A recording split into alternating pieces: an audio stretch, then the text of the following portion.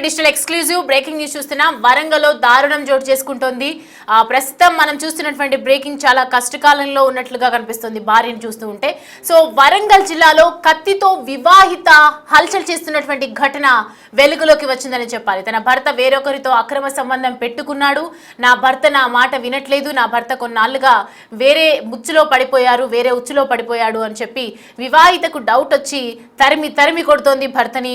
ఒకవైపు మనం దానికి సంబంధించిన బ్రేకింగ్ చూస్తున్నాం. విజువల్స్ లో క్లియర్ గా అబ్జర్వ్ చేస్తే కనుక భార్య నుంచి తప్పించుకొని ఆ భర్త నన్ను ఏమైనా చేస్తుందేమో అని చెప్పి కత్తి తీసుకొని వచ్చింది, నన్ను ఏమైనా చేస్తుందేమో అని చెప్పి ఆ కత్తితో దాడి చేసినట్టుగా కనిపిస్తుంది. ఆవిడ హ్యాండ్ మీద కూడా మనం ఒక కత్తి ఘాట్లు కూడా చూడొచ్చు. అంటే గత కొంతసేపటి నుంచి వాళ్ళు కొట్టుకుంటూనే ఉన్నారు అన్నట్లుగా అర్థమవుతుంది. రోడ్డుపై బైఠాయించి ఒకవైపు నిరసనకు దిగుతోంది వివాహిత జ్యోత్స్న అని చెప్పొచ్చు. అండ్ మొత్తానికి జ్యోత్స్నకు భయపడి తన భర్త శ్రీకాంత్ జ్యువెలరీ షాప్ లో ఒక బంగారం దుకాణంలో దాక్కుని ఉన్నట్లుగా మనకి తెలుస్తోంది. అండ్ తనకు విడాకులు ఇవ్వమని అడుగుతున్నాడు గత కొంతకాలంగా అని చెప్పి జ్యోత్స్న అయితే ఆరోపిస్తోంది. ఇద్దరి మధ్య ఎన్నో రోజులుగా చాలా ఏళ్లుగా వివాహం చేసుకుని చాలా చక్కగా అన్యోన్యంగా ఉన్నారు. ఎప్పుడైతే అక్రమ సంబంధం ఏర్పడిందో అప్పటి నుంచి కంటిన్యూగా వీళ్ళిద్దరికి మధ్య గొడవలైతే జరుగుతూ ఉన్నాయి. మరోవైపు పోలీసులు తన దగ్గర నుంచి కత్తి లాక్కునే ప్రయత్నం చేస్తున్నప్పటికీ కూడా ఎంతసేపు అయినా కూడా జ్యోత్స్న కత్తి ఇవ్వనట్లుగా మనకి చూస్తుంటే అర్థమవుతుంది. వెంటనే అక్కడ రోడ్డు దగ్గర బైఠాయించి నిరసన తెలిపి నా భర్త నాకు ఇట్లా వివాహిత సంబంధం పెట్టుకున్నాడు, ఇల్లీగల్ రిలేషన్లో ఉన్నాడు, తను ఏం చెప్తే అదే వింటున్నాడు, అందుకే నన్ను విడాకులు తీసుకోమని అడుగుతున్నాడు, ముందు నుంచి కూడా మా ఇద్దరి మధ్య గొడవలు జరుగుతున్నాయి. ఎప్పుడైతే ఈ సంబంధం ఏర్పడిందో నేను ఖచ్చితంగా అతను బయటకు వస్తేనే అతను చంపైనా తిరుగుతాను, లేదంటే మీరైనా పోలీస్ శిక్ష వేయాలి, లేదంటే అతను మారాలి అని చెప్పి జ్యోత్స్న తన భర్త శ్రీకాంత్ గురించి ఒకవైపు రోడ్డుపై కూర్చొని మొర పెట్టుకుంటున్నటువంటి దృశ్యాలు కనిపిస్తున్నాయి. ఒక్కసారి మనం బయట చూద్దాము, తను మాట్లాడిన మాటలు ఏమంటున్నారో ఒకసారి చూద్దాం.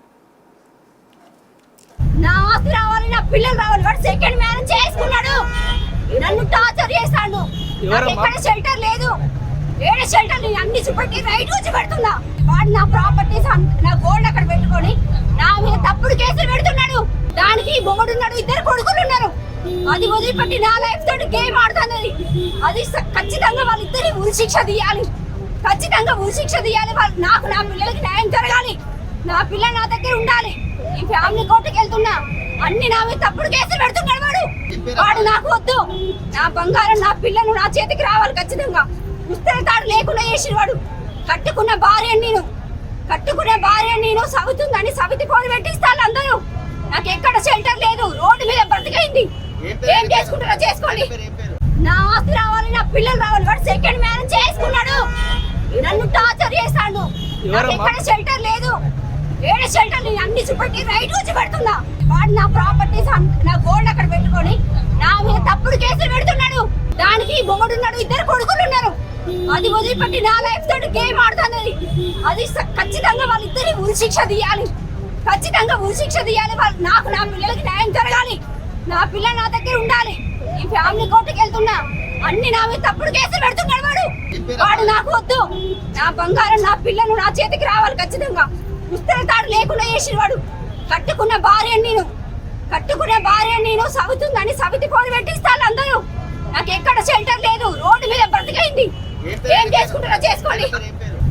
రైట్, చూస్తున్నాం కదా, తన భర్త ఎన్నో ఏళ్లుగా అక్రమ సంబంధం పెట్టుకుని నన్ను టార్చర్ చేస్తున్నాడు, నాకు సవితి పోరు ఉంది, కంటిన్యూస్ గా నన్ను టార్చర్ చేస్తూనే ఉన్నాడు, నాకు ఎలాంటి హానికరం ఉండకూడదు, అతని నుంచి నాకు షెల్టర్ కూడా లేదు, నేను రోడ్డు మీద పడిపోయాను, నా పరిస్థితి బాగోలేదు, తనకి కూడా ఎవరైతే అక్రమ సంబంధం పెట్టుకున్నారో వాళ్ళకి కూడా భర్త పిల్లలు ఉన్నారు, వాళ్ళ భర్తతో ఇలా చేస్తే ఊరుకుంటుందా అని చెప్పి ఒకవైపు జ్యోత్స్న కూడా రోడ్డు పైన బైఠాయించి నిరసన వ్యక్తం చేస్తున్నటువంటి పరిస్థితి కనిపిస్తుంది. దీనికి సంబంధించి బ్రేకింగ్ న్యూస్, దీనికి సంబంధించి పూర్తి అప్డేట్స్ అయితే తెలుసుకుందాం. ప్రతినిధి వేణు మనకి అందుబాటులో ఉన్నారు.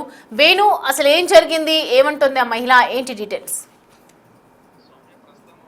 బాధితురాలు జ్యోత్స్న తన మామ యాదగిరి ఇద్దరిని ఇంతజారుగంజ్ పోలీసులు స్టేషన్ తీసుకెళ్లి కౌన్సిలింగ్ ఇచ్చే ప్రయత్నం చేస్తున్నారు. ప్రస్తుతం ఈ బాధిత వివాహిత ఎవరైతే ఉన్నారో జ్యోత్స్న, అదేవిధంగా కొత్తవాడ వరంగల్ టౌన్ లోని కొత్తవాడకు చెందిన శ్రీకాంత్ కు 15 సంవత్సరాల క్రితం వివాహం జరిగింది. అప్పటి నుంచి వీళ్ళకి ఇద్దరు పిల్లలు, 10 సంవత్సరాల సంజయ్, అదేవిధంగా 8 సంవత్సరాల వైష్ణవ్, ఇద్దరు పిల్లలు ఉన్నారు. అయితే గత 4 సంవత్సరాల నుంచి తను కొంత మానసికంగా ఇబ్బంది పడుతూ భర్తపై దాడి చేస్తుంది.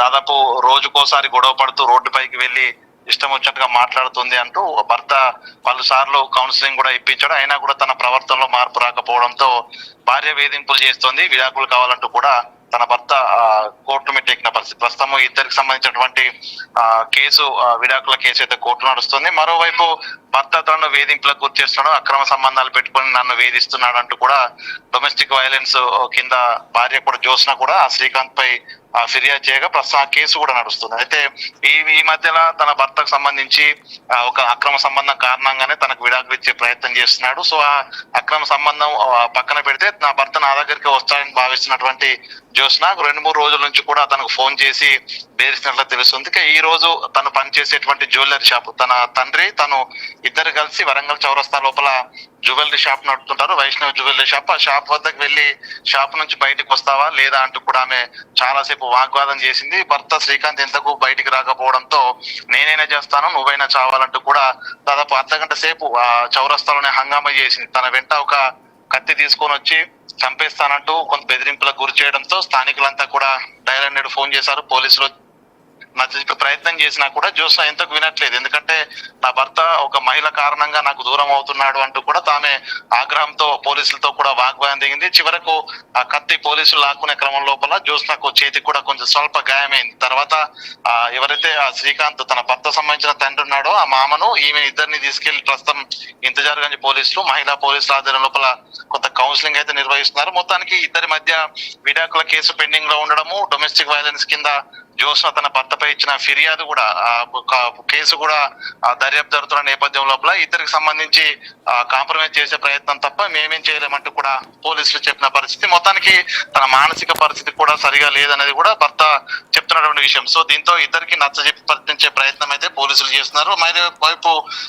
ఏకంగా తను కత్తి పట్టుకొని బహిరంగంగా చౌరస్తా అందరి ముందే చంపుతాను భర్తనంటూ బెదిరించు దాదాపు అర్ధగంట సేపు హంగామా చేయడంతో కూడా కొంత సంచలనమైన విషయంగా స్థానికులంతా కూడా గుమ్ముకూడి చూసిన సిచ్యువేషన్. ఇక ప్రస్తుతం అయితే ఆ జ్యోత్స్న తరపు బంధువులను నరసంపేట తన స్వగ్రామం, అక్కడ నుంచి తన కుటుంబ సభ్యులను పిలిచి వాళ్ళ సమక్షంలో కౌన్సిలింగ్ ఇచ్చి పంపించే ప్రయత్నం అయితే ఇంచారని పోలీసులు చేస్తున్న పరిస్థితి ఉంది. సౌమ్య తను ఒక్కతే ఎందుకు అంత ఉద్యమం చేస్తూ ఉంది అంటే తన తరపు నుంచి ఎవరు రావట్లేదా, ఇటు భర్త తరపు నుంచి కానీ భార్య తరపు నుంచి కానీ?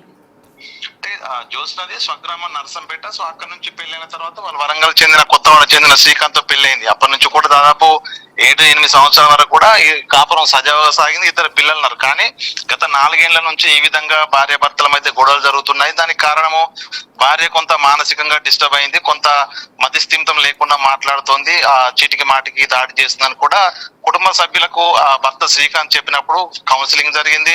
జ్యోత్స్నకు సంబంధించిన తల్లిదండ్రులు వాళ్ళ బంధువులు కూడా వచ్చి తన ప్రవర్తనలో మార్పు వస్తుంది, తను ఇబ్బంది పెట్టొద్దంటూ కూడా భర్తకు శ్రీకాంత్ కు నచ్చే ప్రయత్నం చేశారు. తను తరచూ ఈ విధంగా తను రోడ్లపైకి రావడం, భర్త కోసం గొడవ చేస్తుండడంతో బంధువులు కూడా జ్యోత్స్నకు సంబంధించిన అంశం లోపల తను అంటే మానసికంగా హెల్త్ బాగాలేదు కాబట్టి తను కూడా ఏం చేయలేమంటూ కూడా వాళ్ళు కూడా పట్టించుకునే పరిస్థితి లేదు. దీంతోనే తను ఎవరి మాట వినకుండా కౌన్సిలింగ్ చేసినా కూడా తన తీరులో మార్పు రాకుండా చావనైనా చేస్తాను, భర్త తననైనా చంపేస్తానంటూ కొంత ఆగ్రహంతో కొద్ది రోజుల నుంచి ఫోన్ లో మాట్లాడుతుంది. ఈ రోజు ఏకంగా రోడ్లపైకి వచ్చింది. అయితే ఈ విషయంలో కూడా కుటుంబ సభ్యులు జ్యోత్స్నకు సంబంధించినటువంటి కుటుంబ అటు సైకాలజిస్టులకు కూడా చూపించినా కూడా తన తీరులో మార్పు రాకపోవడంతో భర్త దగ్గర అయితేనే కొంత తన మానసిక స్థితి మారొచ్చినటువంటి ఆలోచనలు తల్లిదండ్రులకు ఉన్నారు. సో దీంతోనే వరంగల్లోనే తాను కూడా వరంగల్లోనే మరొక ఇంట్లో నివాసం ఉంటుంది, తన భర్త కూడా వేరువేరుగా ఉంటున్నారు. అయితే ఇద్దరు కలిస్తేనే మార్పు వస్తుందని చెప్పడంతో మరోవైపు కేసు కూడా పెండింగ్ లో ఉంది కాబట్టి జ్యోత్స్నకు సంబంధించిన తల్లిదండ్రులు కూడా ఇందులో ఇన్వాల్వ్ కావట్లేదు. సో భార్య